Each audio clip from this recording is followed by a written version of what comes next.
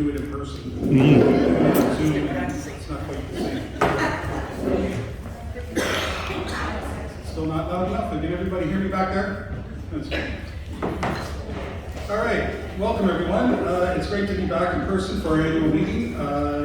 It's so much nicer seeing everyone face to face than doing it over Zoom, that's for sure.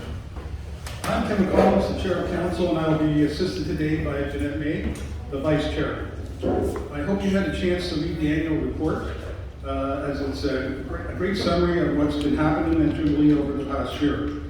You'll be hearing from several of our leaders at Jubilee, but not everything that's covered in the annual report will be presented today. So if you haven't already, it's worth reading through the annual report. I want to let you know that we'll be taping the audio of the meeting today to assist with the minute taking. Once the minutes are prepared, the recording will be deleted. All right, so to start our meeting, I would ask Reverend Norm to please lead us in a prayer.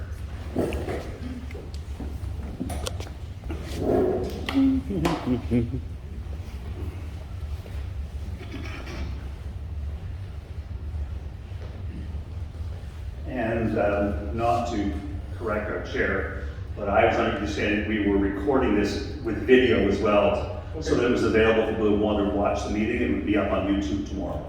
Okay. If that's still okay? Yep. Okay, and that's all right. I'm set to do that, but that's not why you called me up here. So let us pray. Loving God, we gather here as your children, siblings to one another and to those far outside our doors. We carry with us in our hearts those who cannot be with us today but are identified members of our community. We carry in our hearts today those who would never identify with this community, and yet we love them as you love them. So God, as we look at the year past, as we consider the year ahead, let us remember always your ministry, your love, our responsibility to be loving children of God. May we speak kindly. May we act boldly. May we love each other in all that we do in this meeting. We pray in the name of Jesus Christ. Amen. Amen. Thank you, Norm. So in terms of the voting process, there will be a number of motions throughout the meeting that we will be voting on. When I call the question, we will vote by a show of hands, so please raise your hand when I ask for all those in favor. If you move or second the motion, please stand when you do so. Okay, so the first order here is the appointment of the secretary. So I call on Val Winters for the first motion. So I move that Judy Olson be appointed secretary for the annual meeting. Okay, do I have a seconder? All right. Is there any discussion about that? Okay.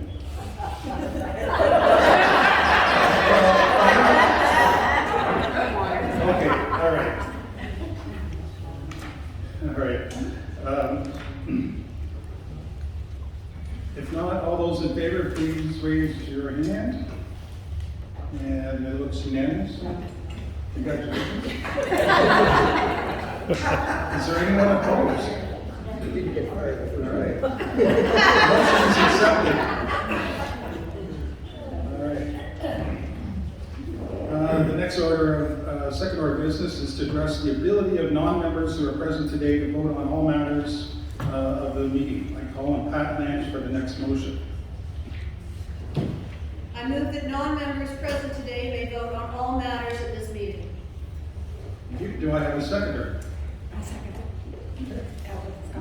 Okay. Is there any discussion on the matter? If not, all those in favor, please raise your hand.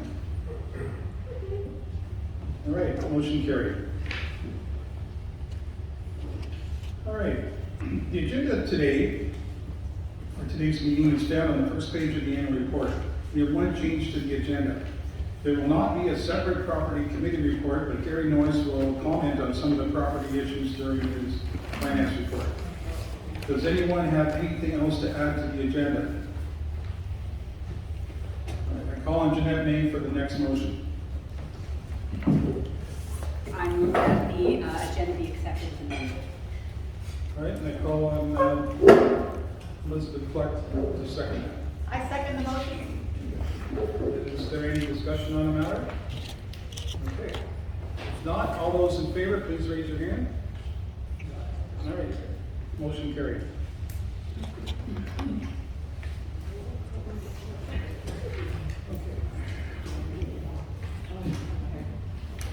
All right, we need to formally approve the minutes of last year's annual congregational meeting.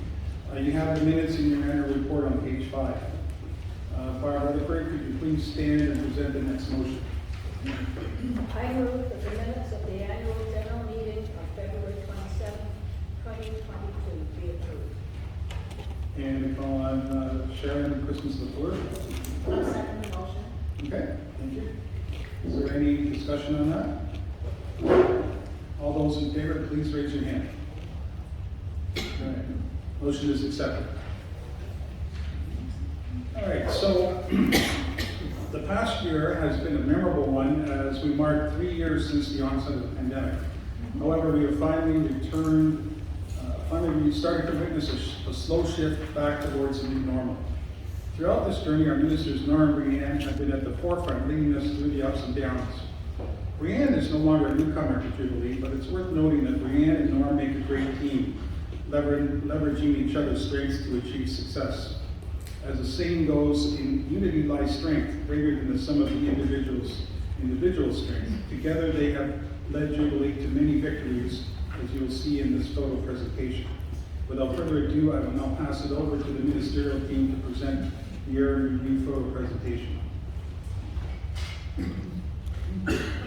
Everybody say hi.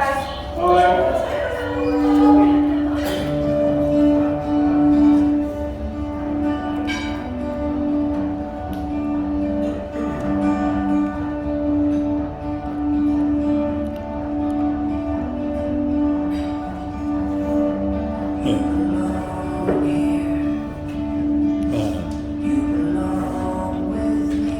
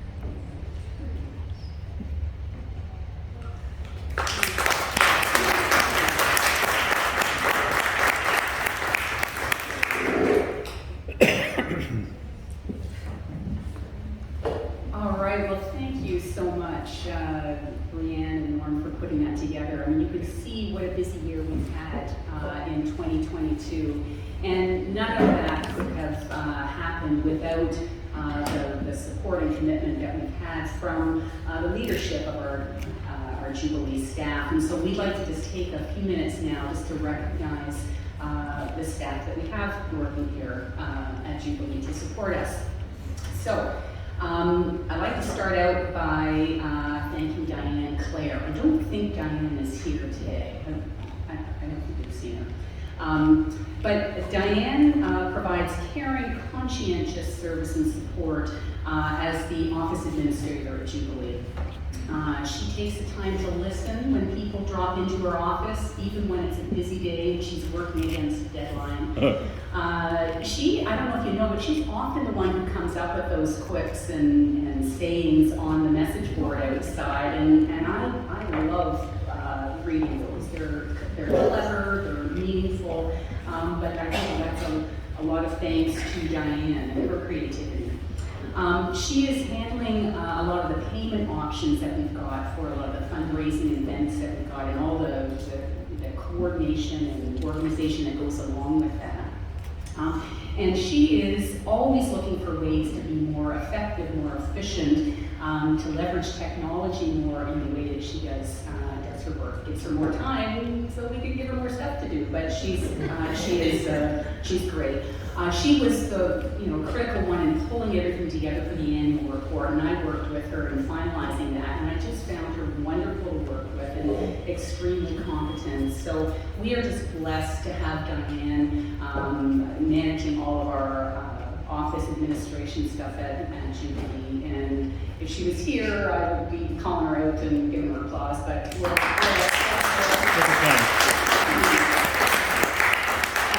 next time you see her, please just give her a pat on the back and say that we did recognize her. Now the next person is Barb Secor. Now she was here earlier because, darn it. Okay, all right. So as you all know, Barb is our facilities manager, and she is a wonderful ambassador for Jubilee as the first point of contact with our tenants and our maintenance and repair personnel. She is skilled at fostering great relationships with our tenants, and that is evidenced by the fact that we get the same groups of people coming back year after year. We often hear from them about how much they appreciate her attention to detail and her pleasant demeanor, and how helpful she is in addressing issues that come up. She's also critical in obtaining some new tenants that we got this year. So she's just a great resource for us on that front. But another key responsibility of Barb's is managing the repair and making sure that the building is maintained and in a good state of repair. So she interacts with all of the contractors and works with them to ensure that the projects are moving along. And despite delays, supply chain issues, pandemic concerns that came up with problems in getting things to go along with the schedule, she is persistent in making sure that everything is done to her satisfaction. So Barb is a gem that is often working behind the scenes, but she is making life at Jubilee so comfortable for all of us. So again, let's give her a round of applause. Yes.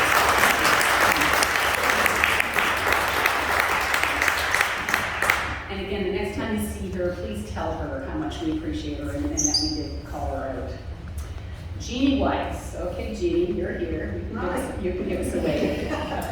So Jeannie joined Jubilee as our music director in the fall of 2022, and wow, what an impact she has made. She brings an incredible energy to the choir and to the planning of the services with our ministerial team, and we've heard about those meetings that the three of you have. Oops. What are they talking about? I would say that the choir has really been revitalized under Jeannie's leadership, and we've got lots of new members that are joining us. They want to join in the leadership and the fun that we have in our practice. practices. The variety of music that we're seeing, there's still always a combination of the traditional, because some of us that really like the traditional, but she's introduced a whole bunch of things that are not always comfortable for the choir, but by golly, she works with us, and in pretty short order, we pull it off. I have to and- say that I am thoroughly impressed with all of you. You are amazing human beings. Well, she is opening our eyes to the possibilities of what we can do as a choir, and so that's exciting and it's fun and it's a rejuvenation that's happening. We can't also say enough about the Christmas concert that Jeannie organized, in which she involved the choir to do some of the presenting and then brought in the professional group Broadsway. And it was so much fun, and it was just such a professional show. We made money, and it was a real success. And just a little FYI, I think there's talk afoot about maybe another concert coming up. May 13th. May 13th, there you heard it first here, so put it on your calendar, and it's going to be another banger one. It's going to be great. So Jeannie, you've been a tremendous addition to the leadership team, and we're just thrilled that you joined us at Jubilee, and let's all give a round of applause.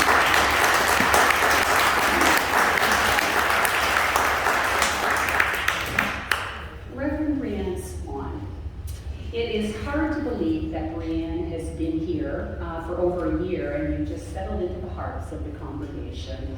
You bring such a fresh approach to worship, and you have really opened our eyes to the possibility of what we can do when we leverage technology. I mean, and some of what you're doing and talking about is new to some of us.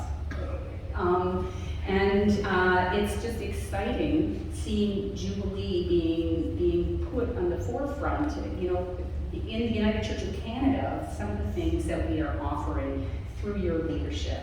Brianne has developed Jubilee's social media presence, so TikTok, Instagram, Facebook, this is new stuff for us.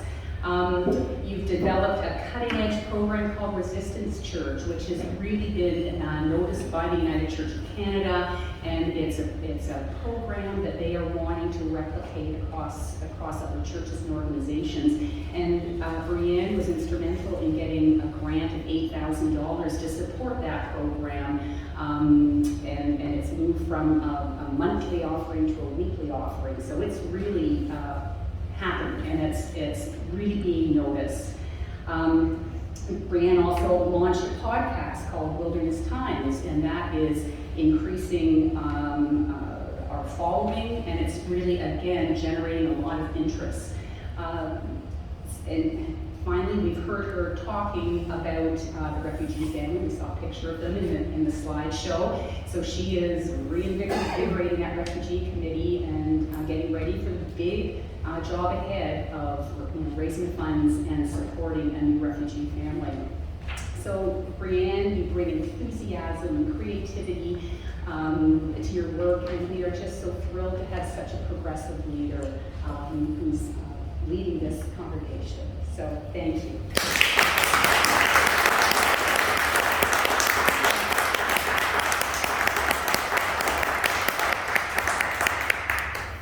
Reverend Norm Sandline. Norm just passed his 18th anniversary. I mean, how is that? Where has the time gone? And you still continue to invigorate us, to surprise us. We never know what to expect with Norm, but it is that enthusiasm, and here you are singing "Stop in the Name of Love," and it's just every Sunday. It's always a surprise, and it's always meaningful and heartfelt, and gets us thinking. So it's a gift that you've got. You have been instrumental in helping Jubilee not just survive through the pandemic, but really move through the pandemic and help us to progress in meeting people where they're comfortable. And some of that is in person, but not for everybody. Some of that is meeting people online.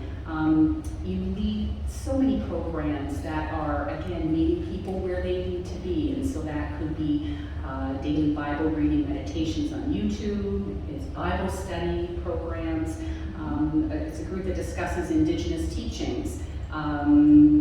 And monthly services at Rivera. I mean, that's just to name a few. There is just so much going on at Jubilee, and we are just so grateful to have somebody that has ideas and wants to engage people, and it's that enthusiasm that is attracting people to this congregation.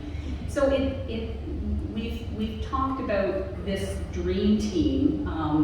We've used that term, but it really does feel like a dream team that we've got.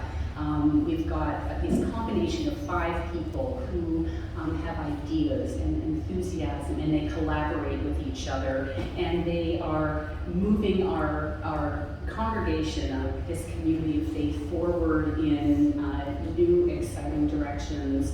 And so I just would like to say thank you to Diane, to Barb, to Jean, to Brianne, and to Norm.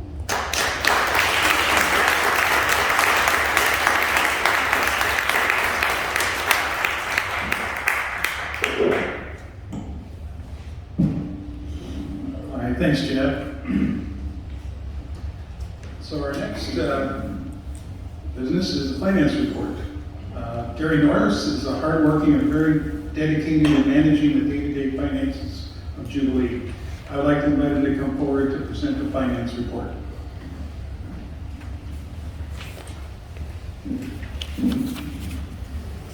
Good afternoon. Seems no matter where you go, whether it's at home, with friends, work, or church, someone wants to talk finances and ruin your day. I'm here to do it in spades. No.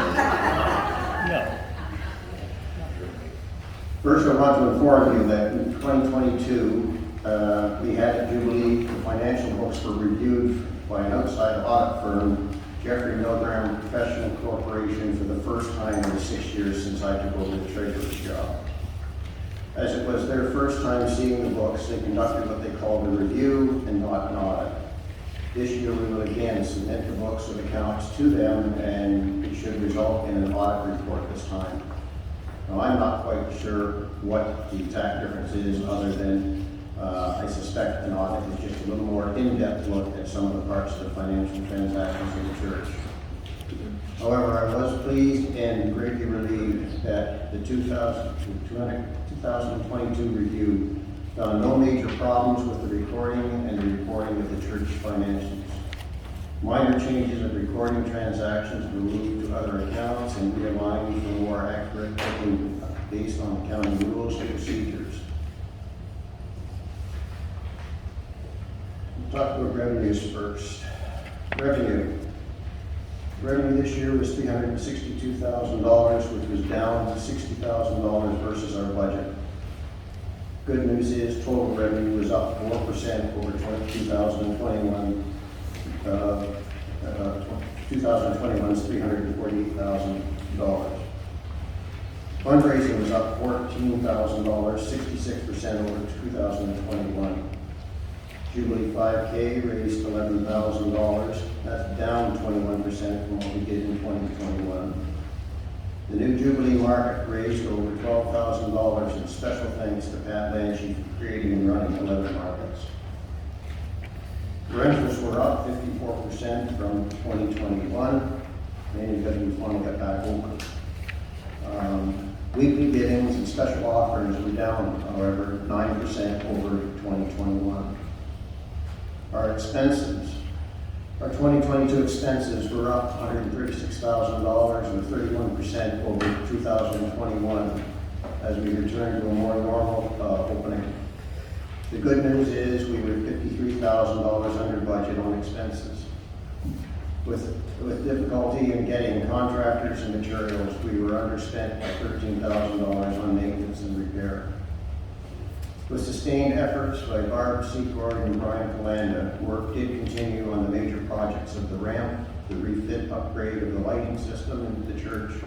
The sanctuary ramp design and drawings are now about 90% complete, and construction in 2023 may begin later this year, again, subject to availability of contractors and materials. The overall results was a deficit this year of $206,000. That was $7,000 more than we had budgeted in the of $199,000.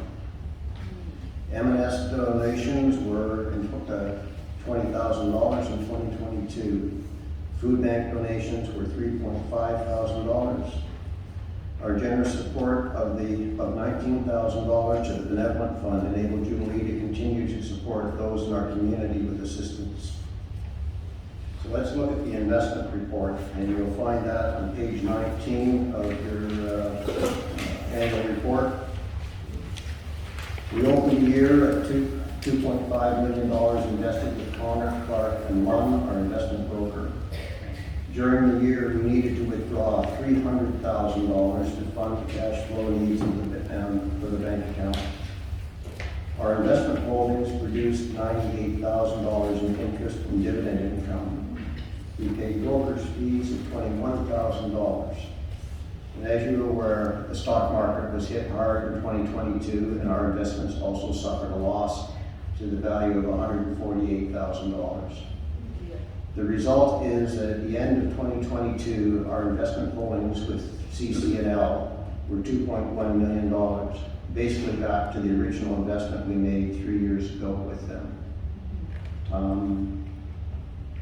The good news, really, out of despite the fact that we had a loss on the year, is that the investment firm we have picked has diversified and set up our stuff such that we did not get hit as badly as other people did, because we were diversified and set up. As you can see, we brought in through interest and dividends, that part of our stock, our portfolio holdings, brought in $98,000. So the stock side that we hold obviously suffered, but we had some other property setup income activities that allowed us to offset some of those losses. So basically, we are very pleased with CC&L's handling of our accounts. We also have a $200,000 loan of Jubilee money is invested in the TUCC, the Toronto United Church Council. They lend money to other churches that need money for major work on their churches, and we received this year $2,000 in interest payments in 2022 from that loan to them. Now, we have two GICs at the TD Bank. They're not large ones, but they managed to increase a whole whopping $87 this year. But every penny counts.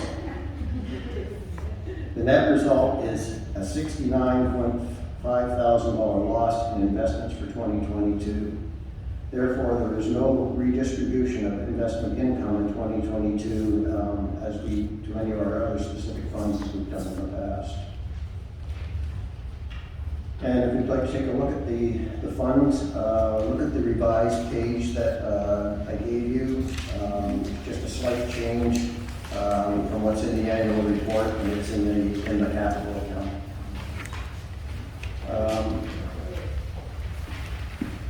Jubilee Congregation donated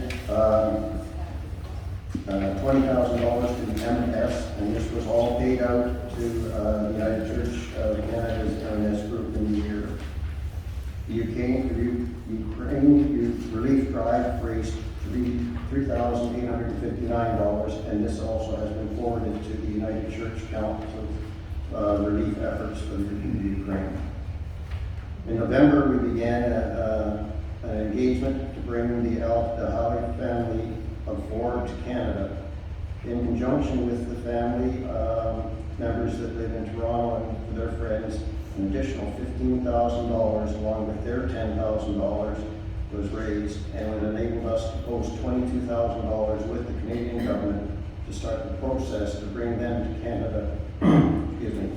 leaving a balance right now of about $3,000 to start the year to continue to fund the family when they arrive here in Canada. Our food bank and Scott Mission support continued and started the year with $3,500, and we ended with, and we added another $3,500 in 2022. We paid out $5,900, and the balance of the $1,600 was distributed in January to the community share food bank and the Scott Mission. So over the last 2 years now, we've basically been splitting the donations through the food bank that you give us 50-50 between the community share food bank, which operates out of the church just over in behind the Don Rose Plaza, and the Scott Mission downtown. And basically those two have been chosen on the basis of our local community needs and the fact that our tie-in with our Indigenous ministry downtown and the folks there that need help. So the Scott Mission was a logical place to split our money. In the reserve for operations results, we started with $191,000, and through the review of the books, the auditors deemed that $14,000 of that, whether there was some minor move from around, 14,000 of them is minor to me, it's big. That I had set aside for paying for audits in the past 6 years, which we didn't do, so it was not realized, and therefore they transferred it back into the account. So to clear the deficit for 2022 of $205,000 was placed against that fund, and the general fund is now left with a balance of only $387 to help fund 2023's deficit.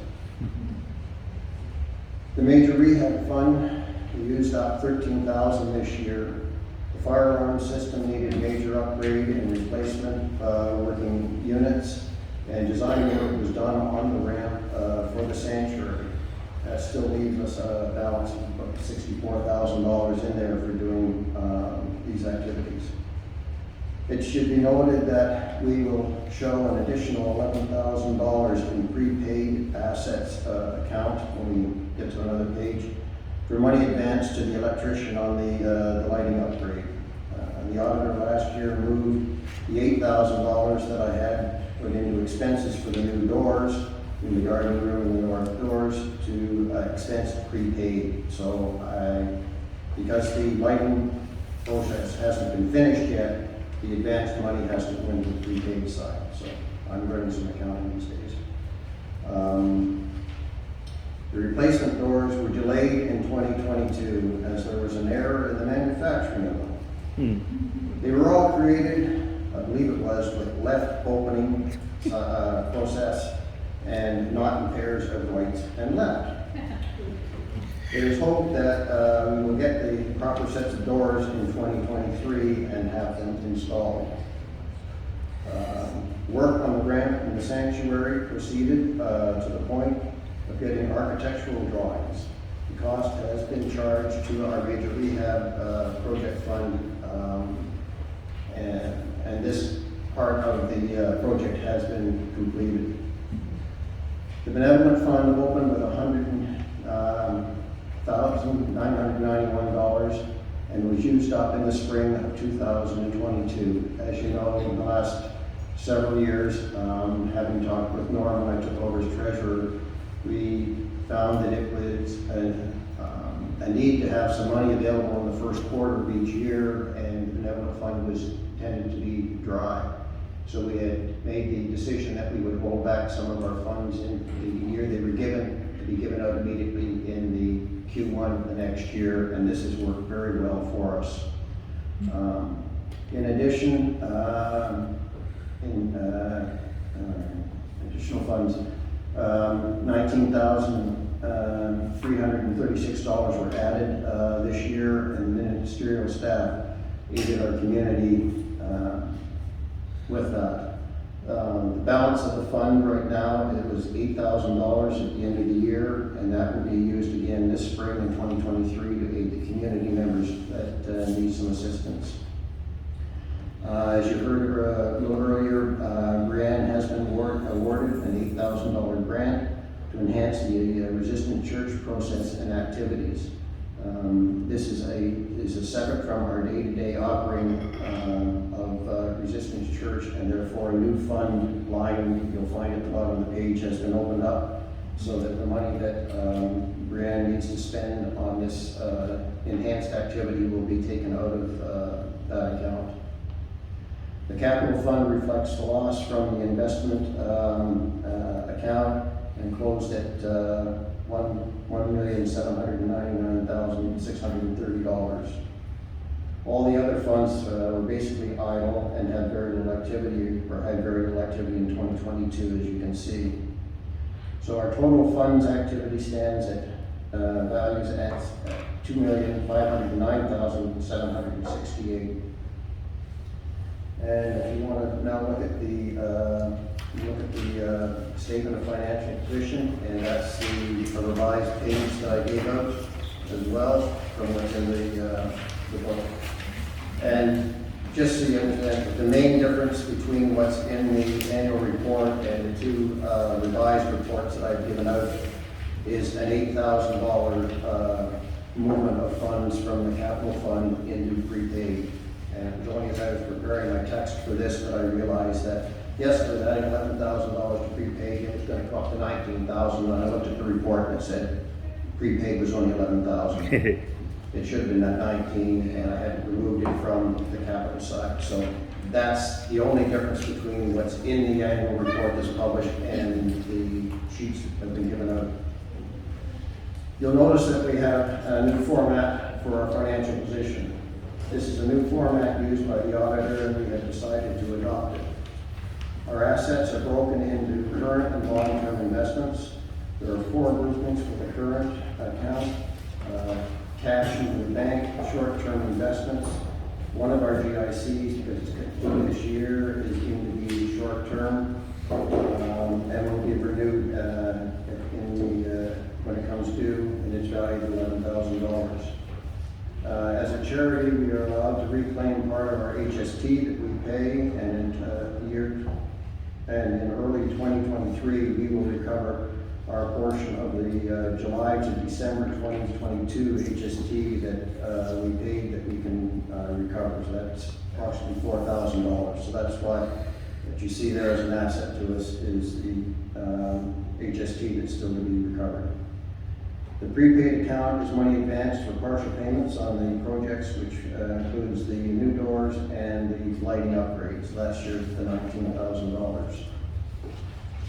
Our long-term assets consist of invested money with CC&L of $2.1 million, the $200,000 with TUCC, and the other GIC with the TD Bank, which comes due in 2024, so it gets classed as long-term. And it comes due in the fourth quarter, and in the fourth quarter's CC&L investment fees. This is something I picked up from the auditors. In calculating what our net loss and everything was with CC&L for our investments for the year, you note that I took out the service fees that we paid them. The fourth quarter service fees are not deemed to have actually come out of the fourth quarter report that we use on the things, so the auditor requires that it be put back in as an asset. So the fourth quarter investment fees of $5,000 comes back into the account. So that gives us a total asset value of $2,524,268. Liabilities, they're broken into current, which consists of the $8,000 loan from Jubilee TUCC fund. In lieu of interest in 2023 because of the market, the United Church people running the TUCC said that they don't anticipate giving out any interest income for the year. So what they have offered everybody is to take a 10% of the money as a loan that they have with them. So we have $200,000 there, so we have taken out, no, we didn't take out 20,000.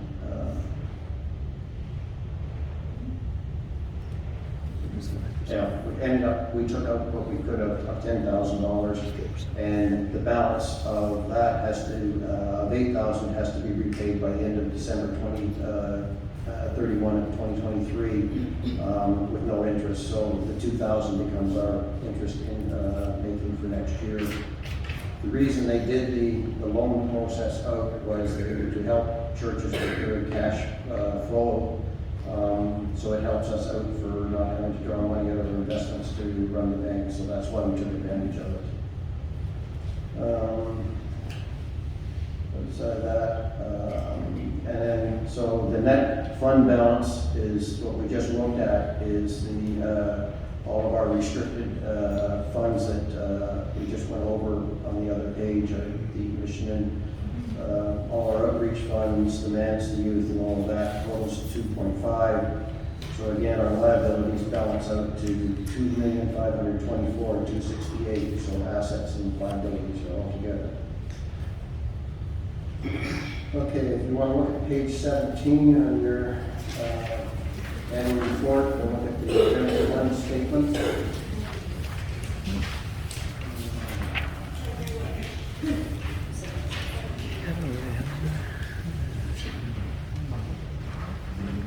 Again, this is a new format and structure based on what the auditors returned back to us. So,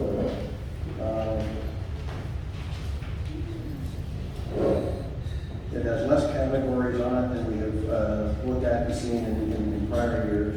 It contains two sections now called unrestricted and restricted. The unrestricted funds are those that we use from our givings that run our fundraising, rental income, and that we use to run day-to-day operations and stuff. The unrestricted stuff is the additional money that went into all of the funds that we were talking about on the other page that go into M&S, the food bank, and that. So they are deemed restricted in that they can only be used for certain for those purposes that they're given for versus our general givings, which is in the unrestricted column. So our total receipts were $371,276, $265. This year, you'll notice that we have split out the fundraising and special events, and you'll find it in expenses this year for the first time we're showing fundraising. Again, this is required by the auditors to separate out the two activities. In the past, we had reported as our income the net of our fundraising activities. So we raised $100 and we spent 10 to get it, we showed you 90. Now I'm being asked to separate out the two to show that we actually brought in 45,000 in gross on the fundraising side, but we spent $9,633 in order to help raise that 45,000. Outside of that, there isn't too much difference to go through. The general activities are the same as we've had in the past. One thing, our total expenses this year ran $576,403, which reduced the $205,000 deficit which we saw on the fund side, which came out of the reserve for funding deficits that we had set aside when we had good money coming in.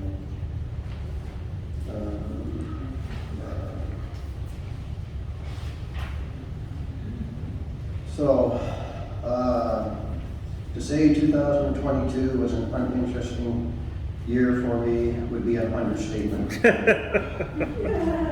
With the ongoing changes of the operations due to COVID, a walkthrough with the auditor for the first time, and the decoding of the new reporting to create all the new reports was a big challenge. I basically ended up having to take the reports he came back with and take everything that we had and try to find out which box he put it in and understand why he put it there. And just so you understand, I still haven't figured it all out. If you look at go back at the statement of receipts and expenses we looked at, you'll notice on the operating receipt side, there's two lines down there called investment income and unrealized gains. And on the auditor's report for 2021, he said we had $99,000 investment income and $92,000 unrealized. I had gone upside down, backwards, in between, throwing them up in the air and trying to find it. I cannot figure out how he got there. That's this year's challenge, is to understand that. And then those numbers will be added to the report, and you will be advised of what they are. How he got there is beyond me, so we'll see what happens on that. And then, not to mention, a major session with the TD Bank fraud squad. In December, they decided to freeze our bank account. And it all came about because I was going to go south to Raleigh for Christmas and realized I needed access to the bank account. But the double system in which you work these days, if you have to double check on when you sign in on the computer, is they'll send you a code or they'll phone you and you get a code and you put that in. Right now, it was only set up that it would only work on my home phone. That wasn't going to do me any good down in Raleigh, North Carolina. So I went in and set up my cell phone so I could have them call me on that. Well, the other problem I run into is I run with VPN an awful lot, which keeps things private on the network out there as to who can't trace you and stuff. So the end result is every time you sign in, there's a different thing, and they'll ping you and try to come back and get you. Well, so often the VPN goes out and hits the same spots, whether it puts you in Montreal or Vancouver or wherever it puts you. Anyhow. So I tried to get it to generate the sign-in so that it would ask me to which one I wanted to be called on. Well, it took 7 tries before it finally triggered in and came back and said, "Would you like us to call you?" And I said, "Yes, cell phone." And it worked, and got in, and I said, "Great, I'm in great shape, we're ready to go." That was on Sunday. On Monday, Jeannie decided that she was going to cash her mid-month check. And she walked into the TD Bank and they said, "You can't cash this on the account's closed. You need to talk to your people, they know all about it." Well, they did now. Jeannie phones me and says, "Oh, I have no idea what she's talking about." This is Monday afternoon. I'm leaving Wednesday morning at 5, and I have a curling game at 2 on Tuesday morning at 8 that I cannot get out of. So when I got back from my curling, I spent 3.5 hours at the branch with the branch manager and the TD fraud squad, trying to convince them that everything was just fine. And everything was going along real nice until they come up and said, "Well, can you identify these checks?" Because lo and behold, on the Monday before they froze the account, there was 10 of our checks went through the account. So between my 7 attempts to get on Sunday, Jeannie being blocked, 10 checks going through the account, fraud squad said, "There's got to be a problem. You're frozen." So they start rounding off. Do you remember issuing a check for $744.22? How about 7,800 and something? I ain't got a checkbook with me, no idea. Finally, I start triggering into what they are, so I'm going to that. Yes, this one's this person. Oh yes, okay. Okay, we understand, everything's fine, we'll unfreeze the account. So they unfroze the account at 4:30 in the afternoon, and then they also told me that in order to get me started, you need a new bank card, you need new passcodes, and so I managed to go home and got that all set up and done. Left on Wednesday morning, and then I'm checking in to make sure that everything's going fine, and I'm watching for the payroll to go through, because we've had problems in December with payroll. 28th, 27th hasn't gone through. 28th it hasn't gone through. On the morning of the 29th, it still hasn't gone through the bank account. Payday is on the 30th. I'm enrolling. So now I'm scrambling to try and find and get a hold of ADP, our payroll people. Of course, I can bring my payroll stuff with me, so now I have to call my neighbor to go into the house, find the file, so I can get my passwords and my codes and everything else, so I can talk to DEP. Finally, after an hour and a half on the phone with them, it finally was resolved. They hadn't picked it up on the thing. Must have been your problem, didn't you? Well, you probably processed it too early. I processed it on the 12th of December so that it would be done and ready to go. They just didn't pick it up. So they said, yes, we can do an emergency run, we'll get it there. And so I checked on the 30th, they got paid. And then when I looked at my bank here, my statement from ADP at the end of the month, they had the nerve to charge me $150 for an emergency payroll run. For which I decided that I didn't think I was going to pay that. So I got on the phone with them and that. So that got changed and we got a refund. So that's my year.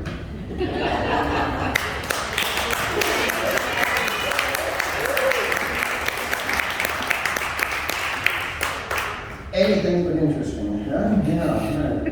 We all got paid. It was very interesting to us. Yeah. Are there any questions? I dare you.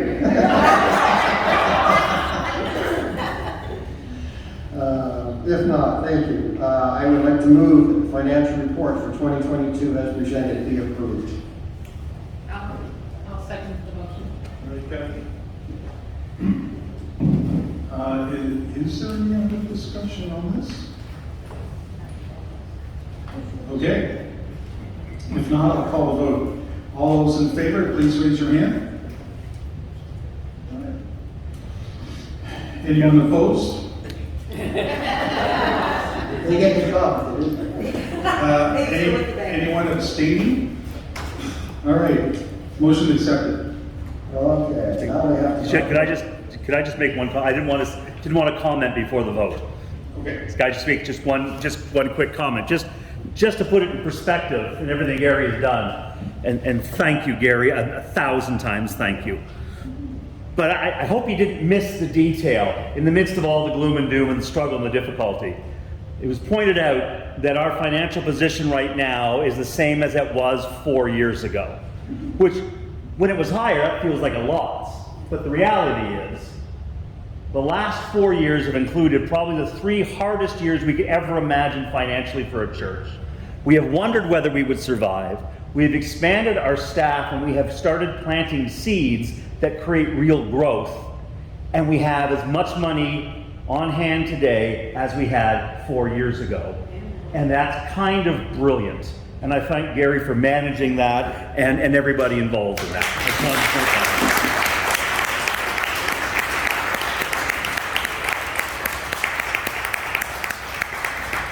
Thank you, Norm.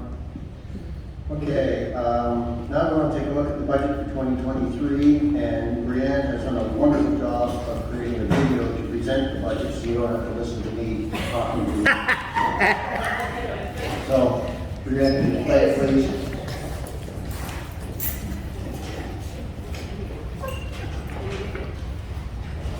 By the way, you have the budget page in front of you, so that you can take a look at it. It's not in the financial, the annual report. I forgot to get it there. Drew? Volume?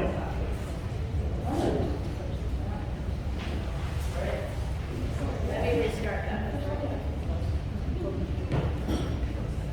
that. Such a perfectionist. On Sunday, March 5th, 2023. If you are watching from Jubilee's YouTube channel, a link to the budget spreadsheet is located directly under this video in the description box. You may wish to have access to the proposed budget as you watch this video. So, let's begin.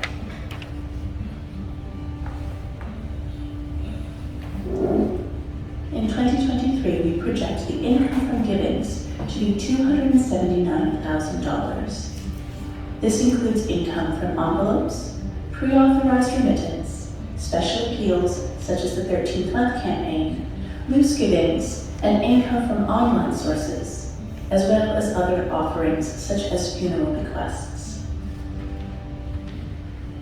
Given the relaxing of COVID restrictions and the ability to have more in-person gatherings Fundraising is projected to bring in $50,000. Examples of fundraising initiatives would be events such as the Murder Mystery, Garage Sale, and Jubilee 5K. Facilities rentals are projected to bring in $75,000. This includes revenue from rentals to such groups as the Amadeus Choir, AA, Reach Yoga, and the Place by the Well congregation. This is a $15,000 increase over last year's budget projection. Other revenue sources include coffee sponsorships, donations towards flowers, taxis, and community table, as well as appeals for our outreach initiatives.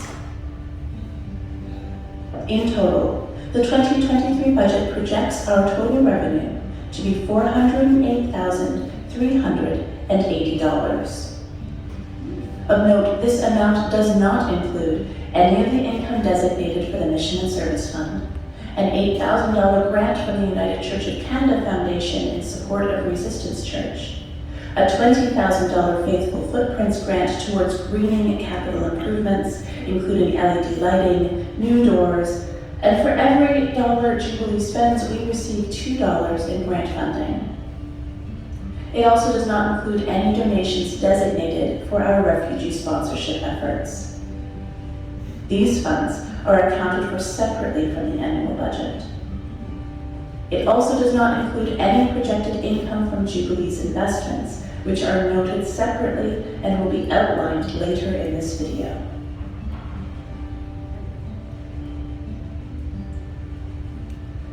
Most expense items in the proposed budget are self-explanatory. Salaries and benefits are budgeted to be $457,484.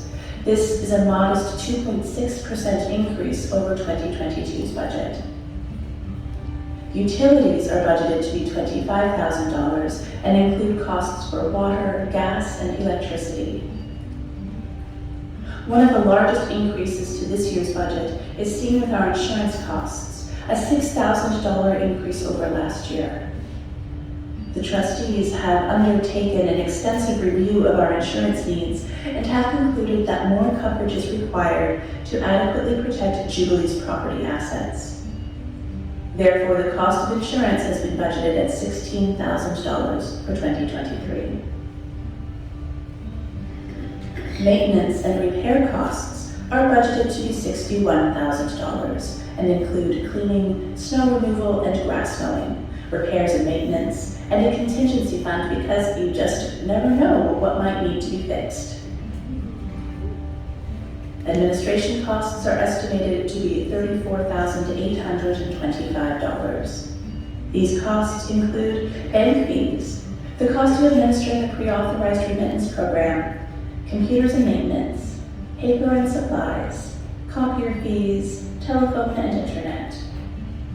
It also includes the cost of our formal audit and a $10,000 contingency fee, again, because you just never really know when something might break down or need replacing.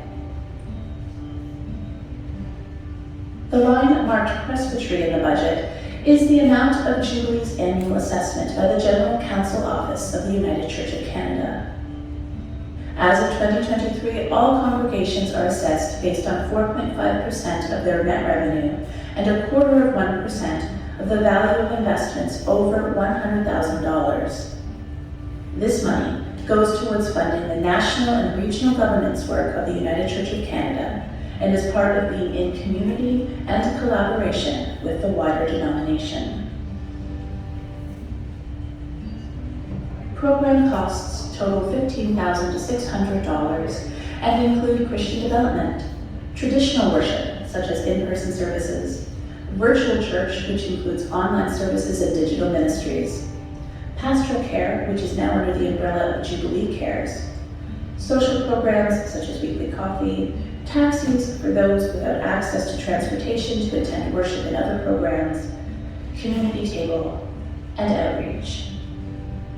It also includes $1,000 for the St. John's Youth Scholarship given to a student who demonstrates both need and promise. Added together, Jubilee's expenditures are budgeted to be $630,776. This creates a deficit of $222,396, an approximate $20,000 increase from 2022. However, Jubilee is blessed and fortunate to have a large and well-managed investment portfolio. These assets, currently valued at $2,150,000, are to be stewarded for the benefit of Jubilee's community and mission. In 2023, income from investments is projected to be $100,000. With $78,738 in capital improvements to Jubilee's building being projected, it is anticipated that $225,000 will need to be withdrawn from Jubilee's investment accounts to offset the operating deficit. This would leave $1,946,262 in the investment accounts at the end of 2023. It is worth noting that although some of the revenues and expenditures within the budget are fixed, such as salaries and benefits or the national assessment, other numbers are educated best guesses, such as projected investment income and utilities costs.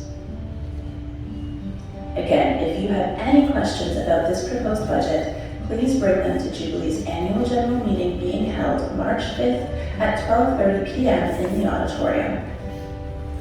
Thank you for taking the time to become familiar with the proposed budget, and we look forward to seeing you on March 5th.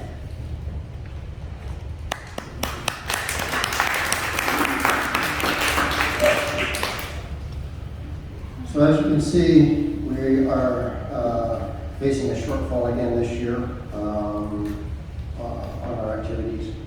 We're certainly hoping that the stock market does do a recovery and that we can do better than $100,000. But we need to try to step up our day-to-day givings at the church to operate our day-to-day things. So we need to take a look at where we can. If you can increase your givings on either through PAR or envelopes on the thing. And again, when we're having fundraising activities, those areas of being able to support that will help us hopefully do a little better than what we have projected as the revenue. But the thing is, we can still continue to prosper as a church. We have the funds to do it, and we hope that really we can all step up to keep the things going. We're not stopping any of our major activities with regards to rehab at the church, with regards to things that need to be done. The ramp still is going forward. The new doors will be hopefully in this year as well. Yeah, I know, Brian. They'll probably all come back on upside down instead of left and right as well. So we'll just all stand on our head and we'll be able to walk in. So yeah, that's our proposed budget for the year. Anything that can be done, that you have any ideas to help us raise additional funds to help offset the deficit, will be greatly received by the fundraising committee, and I hope that we all can step up and help towards that. Any questions on the budget? If not, I would propose that we accept the budget as presented in the video and as what you have seen on the financial report. And I second the motion. All right, thank you, Candy. All those in favor, please raise your hand. Anyone opposed? Anyone abstaining? All right, motion carried.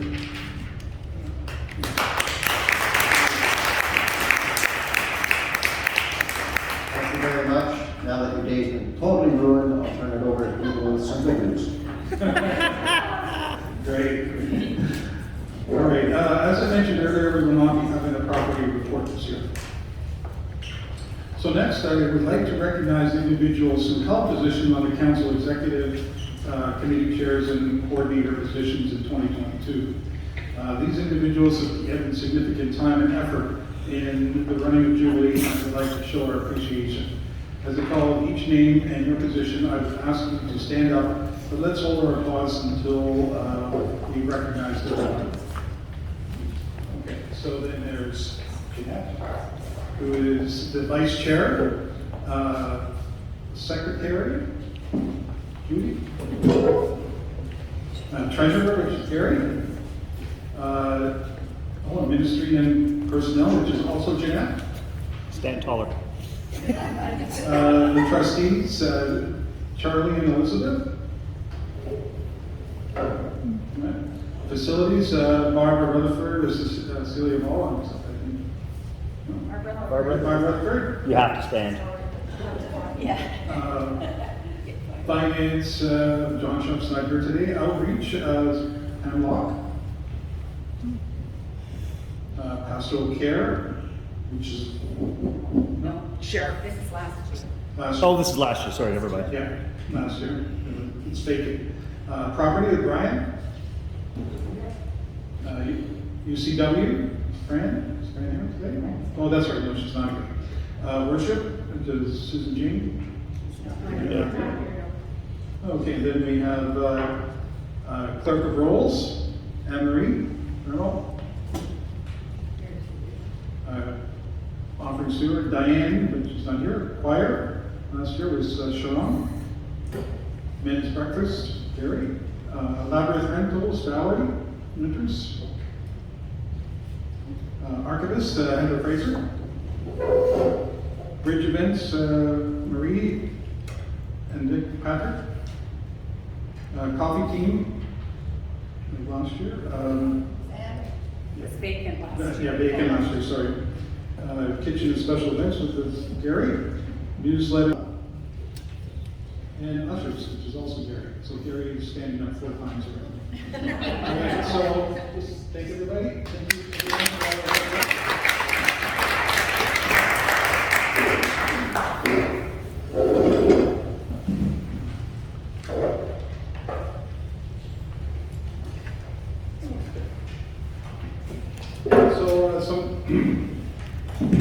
Thank yous are in order. There have been a few people that have stepped down for a variety of reasons. And some of them are still here, but they've stepped down from their positions. So Celia Ball, stepping down as chair of facilities position after 6 years in the role. She co-chaired the committee with Barbara Rutherford for several years. According to Barbara, Celia has been a faithful and engaged member of the facility team.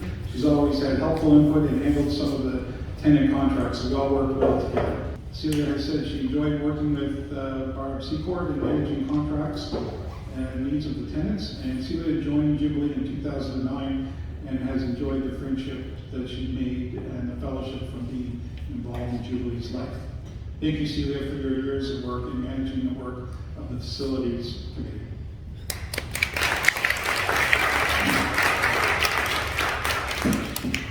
Okay, and next is John Sharp. John has decided to step down from the position of chair of the Finance Committee.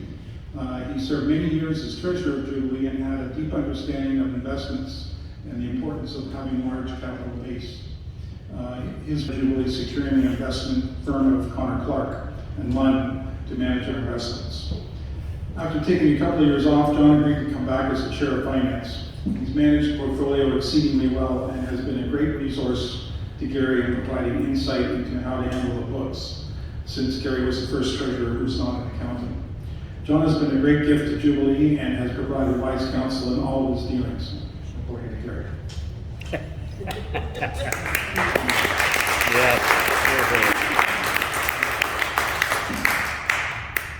And Sharon, Christmas LaFleur. Sharon is stepping down from the role of choir coordinator, choir president, choir librarian, and alto lead.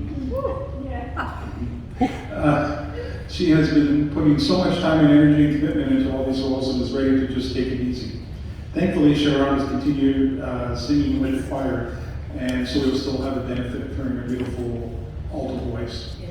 Daniel Rubinoff commented, I asked him a couple of weeks ago, that said that Sharon loves choral music and like no one else he knows. She was such a help to him in the choir and her organizational skills and enthusiasm and devotion. Thank you, Siobhan, for all the years that you took on these leadership roles for the choir. We are truly appreciative.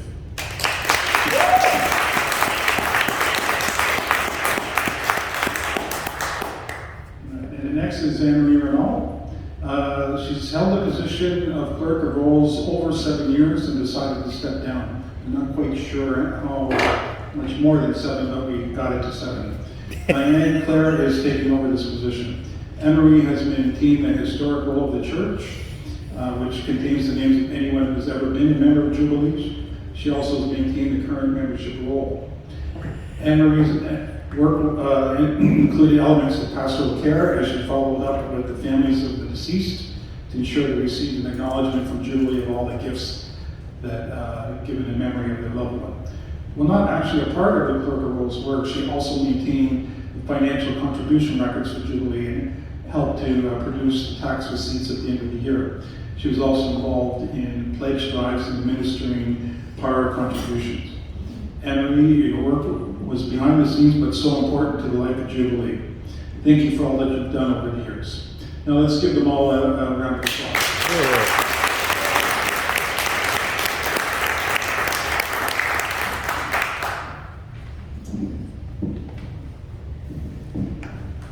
So when individuals resign their positions from council or committees, part of our responsibility is to find other individuals who can, take over the responsibilities that have been left vacant.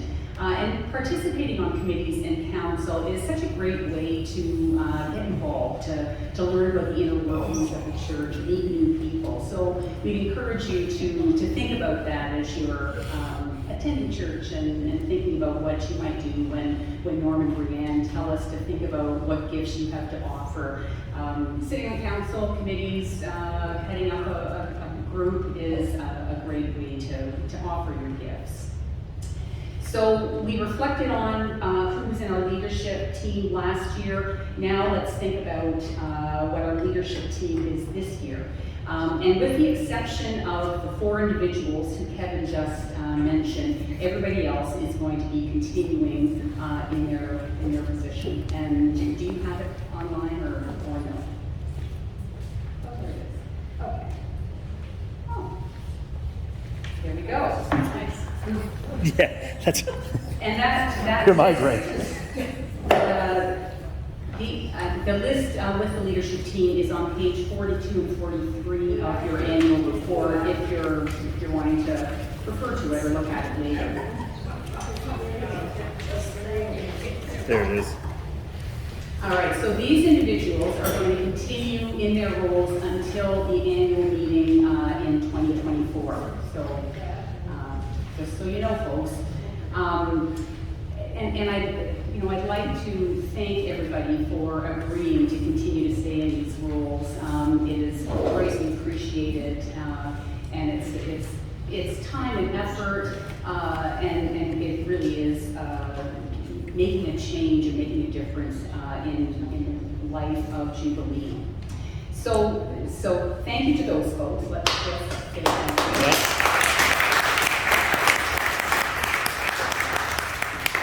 In addition to the individuals who are carrying over from 2022, we have 7 new individuals who are going to be joining the leadership team, which are up on this list. But I would like to just take a few minutes to introduce you to them and thank them for stepping up.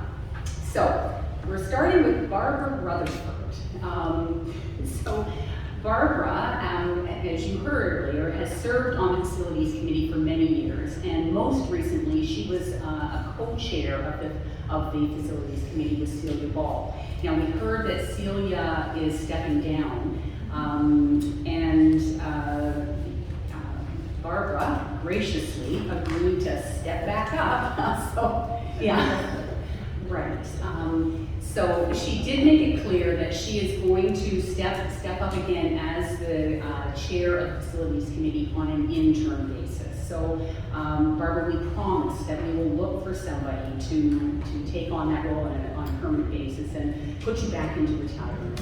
But we do thank you for all of you. Christine Petrie has agreed to take on the role of co-chair of the Finance Committee. Christine was married by Norm in 2011, and after she learned, what we were all about here at Jubilee, she and her husband joined Jubilee in 2015. Christine has served on the Finance Committee since 2021, and she's got a significant number of years of experience in the finance field. She's a certified financial planner, and she's currently working as a regional wealth planner. Many of you will recognize Christine because she and her husband have performed a number of times at Jubilee in various events that we've held. They have performed at the Jubilee Barn Dance fundraiser. They're part of the Muffin Band. And she's also done some solo performances in services over the years. So we are lucky to have such a skilled financial individual who's taken the baton and going to lead in a co fashion with the Finance Committee. So thank you to Christine, and she was not able to be here, but yes, Norm. Just one other fun fact you may have missed. She was a student of Jeannie Weiss's at the Randolph Academy. And everyone thought it was her daughter. They used to call her Mini Jeannie. Yeah, everybody in the coffee shop thought she was actually my daughter. Really? Yes. Small world, just getting close. Grandparent now, just so. Fun I fact. did not know that. Yeah. So, all right. So anyways.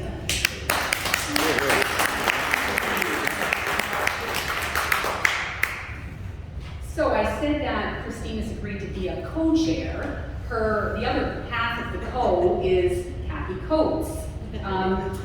So Kathy has been a member of Jubilee since 2009, and it was at a time when she was looking for a church to join with her daughter, and she came across Jubilee and fell in love with us, and has been here ever since. Kathy's been working at IBM for the last 34 years. It's maybe time for you to retire. I have a child in university who's thinking of going master's and PhD, so Kathy is apparently known for thinking outside the box. We did see that picture in the photo display. The fainting goat. And I guess she is also known at work for making complex things simple. So she also has a designation in financial services and has worked in many different areas of the IBM business. So the combination of Kathy and Christine as co-chairs of finance, I think, is going to be just a dynamite combination. So Kathy has also been involved in a lot of areas at Jubilee. She sings in the choir. She is also a member of the Muffin Band.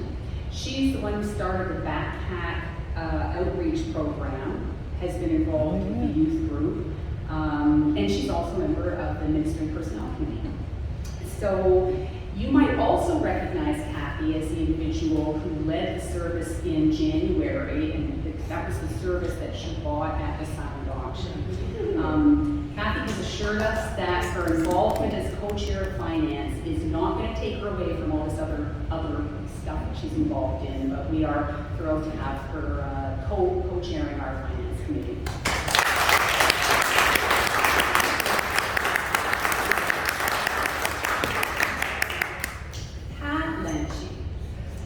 Pat came up with the idea of holding monthly markets at Jubilee last year. And I'm sure many of us have attended many of them. And you should have read in the annual report, what happened and the money that was brought in. They really were a big success. So with the experience of running that quite significant fundraising initiative last year, and also with a deep understanding of Jubilee, because of course Pat was our office administrator here at Jubilee for many years. She has put up her hand to lead and be the chair of the fundraising and event advisory committee. So this is a new committee that is going to be the first point of contact for anybody who's wanting to plan an event or a fundraiser of any sort. Not only will the committee help them to work through the plan, they will also be a resource to them. And they're just evolving with what that committee is actually going to be doing. But Pat is a great individual to be leading up with the experience that she's got. So thank you for taking on that leadership role.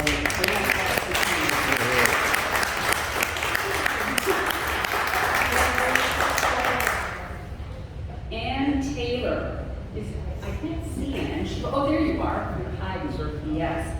All right. Ann Taylor joined Jubilee just before the pandemic, and she has graciously agreed to head up our coffee committee.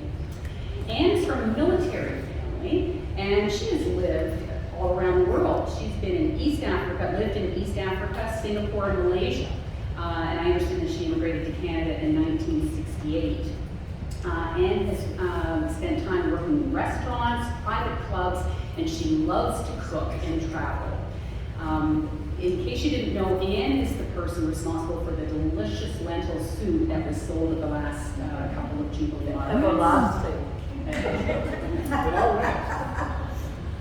So Ann, thank you for stepping up to lead the coffee committee. This is one committee that everybody appreciates on Sunday afternoon. So thank you.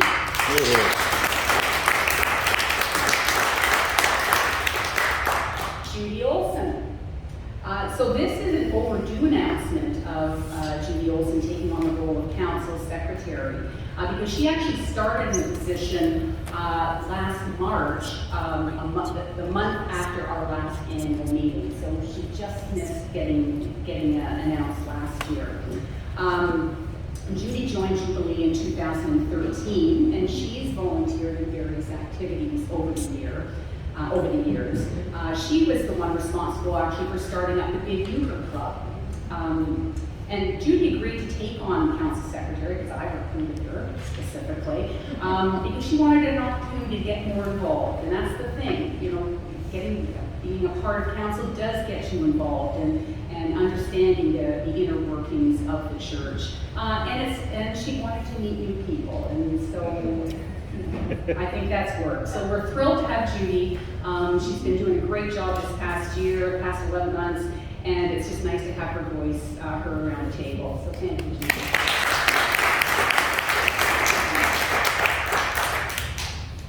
And the last one I want to call to your attention is Cheryl Holford. Cheryl, give us a quiet, please.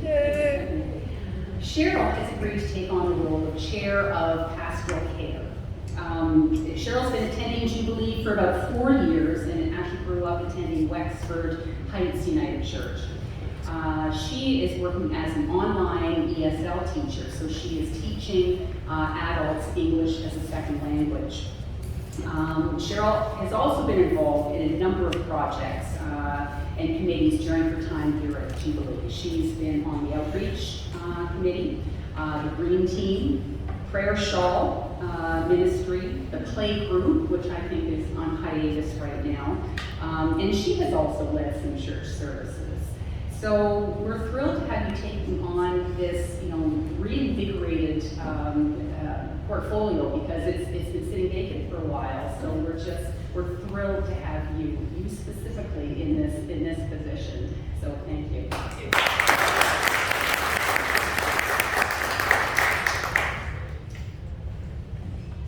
Okay, so we're thrilled to have those 7, but there's still one that we're looking to fill. Barb, we got your back. We still need to find a permanent chair of the facilities committee. And so this is a position that works closely with Barb Secord and leads a small committee of individuals to assist in finalizing the contracts for our tenants. So they would decide on the rate that we would charge. They would work with Barb to get the contract signed. They would be a point of contact for the tenants and deal with any questions or issues that might arise. They would welcome new people to the church when they are newly coming to Jubilee. And they don't meet really regularly, they meet as needed. So if this is something that you think that you might be interested in, it might be a way to dip your toe into getting involved with Jubilee and you know, some of the inner workings, please speak to me, speak to Brianne, speak to Norm, and speak to Barb. So we'd be thrilled to have somebody step up and help with this. So that's it. Thanks, Jen. So I'd like to introduce you to the proposed slate of officers for the 2023-2024 year of Jubilee. This is our council executive and our trustees. Brianne, if you could, oh, it's up there, okay. Would you please stand when I call out your name? So there's myself, Jeanette. Should I stand up? All right.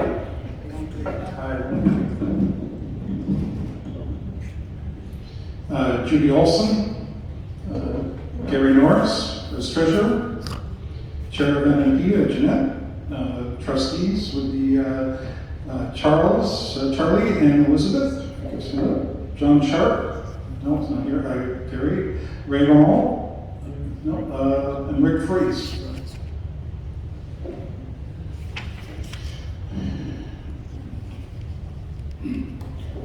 All right. So I call on Pamela. I move that the slate of officers as listed on page 1 of the annual report and on the screen be approved. I second. Is there any discussion about that? Okay. All those in favor, please raise your hand. Vote for myself. Well, motion accepted.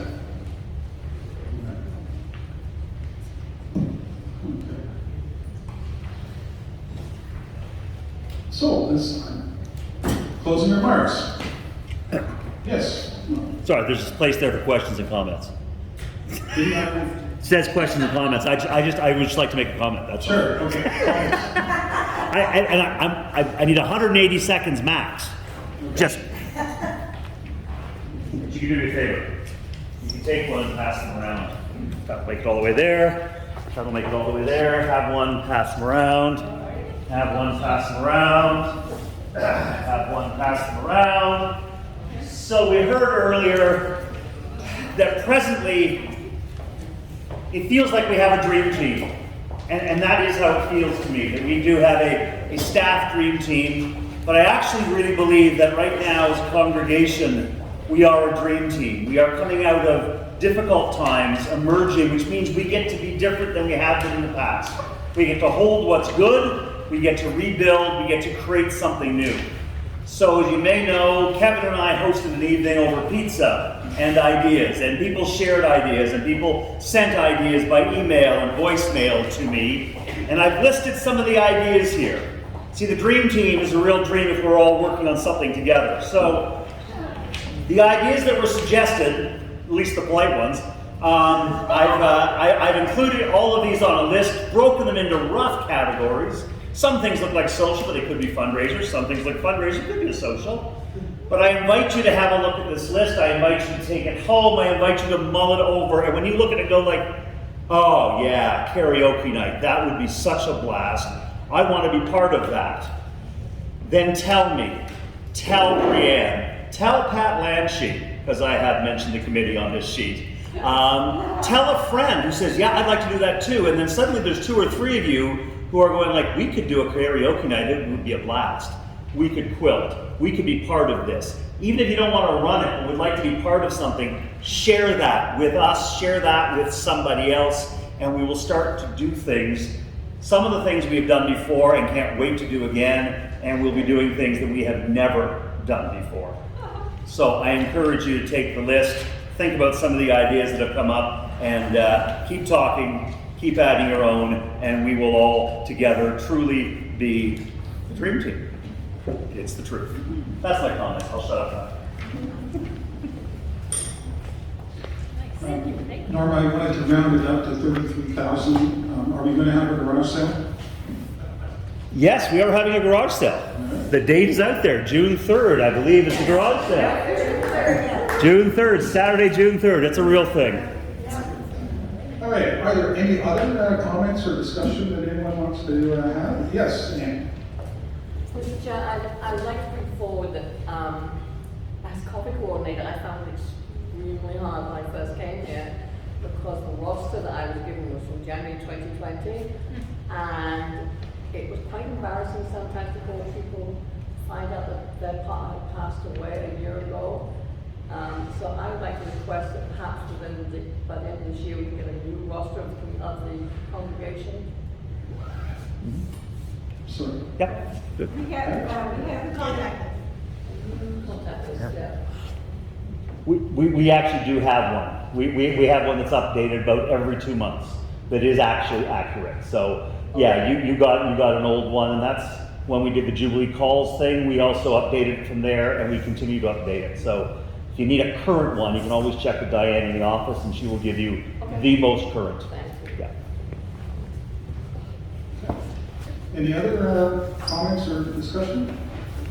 Questions?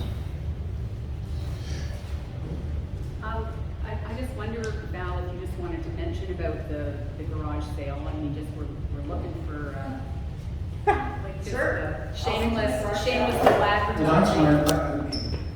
Just a quick, a quick thing. June the 3rd, and Jeanette and I are leading it. We've got Beth Price and Andrea Moses, thank you, that are helping with it too. And we will be looking for volunteers to lead various areas. Some people have already talked to us. We've tapped some people on the shoulders, so we do have some people, but we will be looking for many, many more. Start saving your junk, your good stuff. Start cleaning out your cupboards and save your things and bring them to the garage sale. So, wonderful.